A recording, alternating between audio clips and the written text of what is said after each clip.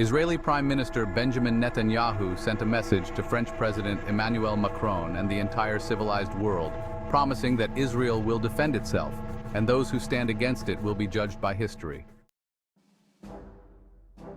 Today, Israel is defending itself on 7 fronts against the enemies of civilization, Netanyahu said. We are fighting in Gaza against Hamas, the savages who murdered, raped, beheaded, and burned our people on October 7th. We are fighting in Lebanon against Hezbollah, the most heavily armed terror organization in the world, which was planning an even greater massacre than October 7th on our northern border, and that has rocketed Israeli towns and cities for nearly a year.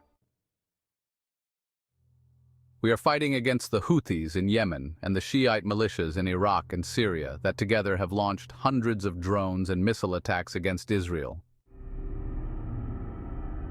We are fighting against terrorists in Judea and Samaria, who are trying to murder civilians in the heart of our cities.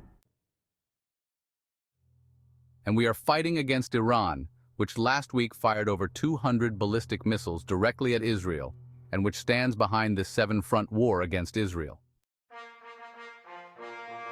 Netanyahu continued, as Israel fights the forces of barbarism led by Iran, all civilized countries should be standing firmly by Israel's side. Yet President Macron and other Western leaders are now calling for arms embargoes against Israel. Shame on them. Is Iran imposing an arms embargo on Hezbollah, on the Houthis, on Hamas, and on its other proxies? Of course not. This axis of terror stands together. But countries who supposedly oppose this terror axis call for an arms embargo on Israel.